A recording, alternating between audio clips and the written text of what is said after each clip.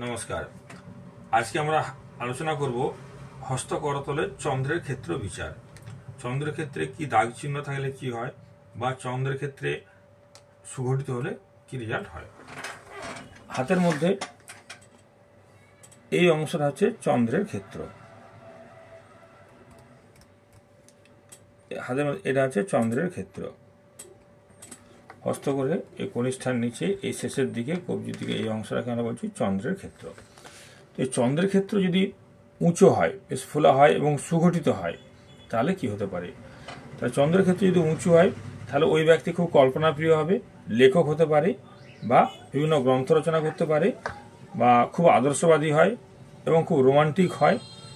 এবং চন্দ্রের ক্ষেত্র উঁচু হলে এরা খুব ঘুরে বেড়াতেও বেশি ভালোবাসে, যদি চন্দ্রের ক্ষেত্র উঁচু এবং সুগঠিত হয়। তো এরা অত্যন্ত অলিক কল্পনা করে, সে বিষয়ে কোনো সন্দেহ নেই। তো এরা কোনো কিছুকেই ছোট ঘটনাকে অনেক করে বাড়িয়ে রং মিশিয়ে বলে, মানে ছোট ঘটনাকে অনেক করে বাড়িয়ে কিন্তু বলবে, যাদের চন্দ্রের ক্ষেত্র উঁচু হয়ে থাকে।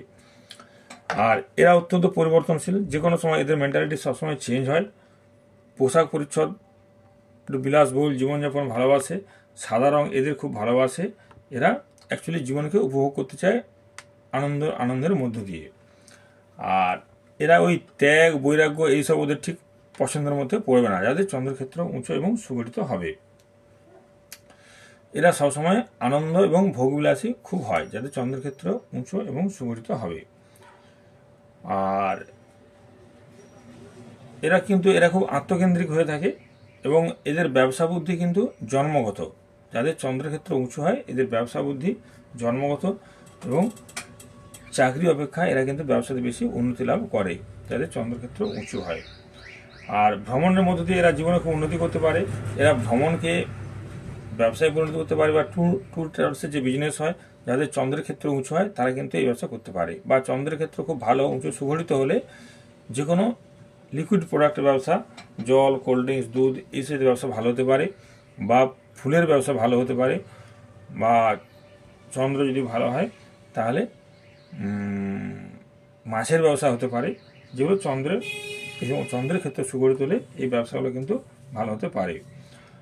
আমদানি রপ্তানির ব্যবসা এদের কিন্তু খুব ভালো হয়, খুব লাভজনকও হয়।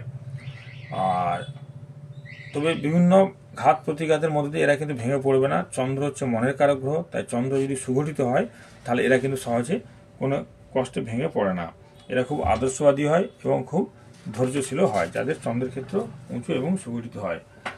মানে বিখ্যাত শিল্পী বলুন, যারা বড় বড় গ্রন্থ রচনা করেছেন বা সাহিত্য রচনা করেছেন, তাদের কিন্তু চন্দ্রের ক্ষেত্র অবশ্যই ভালো উঁচু।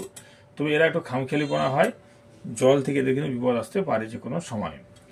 এবার চন্দ্রের ক্ষেত্রে যদি হালকা কিছু কালো কালো হয়, বা স্পট স্পট থাকে, বা একটু কালচে ভাব থাকে চন্দ্রের ক্ষেত্রে, তাহলে তাদের মন কিন্তু খুব কষ্টে কাটে, বা খুব দুঃখ কষ্টের মধ্যে দিয়ে জীবন কাটবে। আর চন্দ্রের ক্ষেত্রে যদি বহু এরকম অস্পষ্ট রেখা থাকে, তাহলে কিন্তু এটা ভালো নয়। এদের জীবনে দুর্ভাগ্য কিন্তু সবসময় লেগে থাকবে, যদি হালকা হালকা অস্পষ্ট রেখা থাকে। তো চন্দ্রের ক্ষেত্র থেকে যদি একটা রেখা এখন সোজা উঠে উপরের দিকে যায়, এরা কিন্তু সবার প্রিয় হয়। চাকুরি, ব্যবসা দ্বারা এরা কিন্তু যে কোনো কিছুর দ্বারাই জীবনে উন্নতি লাভ করতে পারে, যদি একটা সুন্দর স্পষ্ট রেখা থাকে এভাবে চন্দ্রের থেকে যদি উঠে। আবার এই রেখা যদি চন্দ্রের ক্ষেত্র থেকে উঠে আয়ুরেখার দিকে যায়, তাহলে এদের বিদ্যাচর্চা, মানে বিদ্যা বা পড়াশোনা এদের কিন্তু বিদেশে হয় বা বাইরে হয়। যদি চন্দ্রের থেকে কোনো রেখা উঠে আয়ুরেখার দিকে যায়, তাহলে এদের পড়াশোনা কিন্তু বাইরে হয়ে থাকে।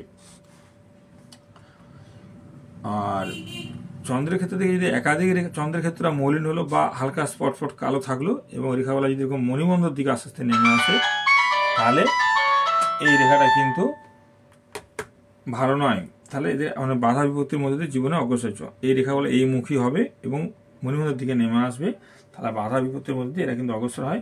এদের কিন্তু যে কোনো সময় অ্যাক্সিডেন্টও ঘটতে পারে, বা বড় কোনো বিপদে কিন্তু আসতে পারে।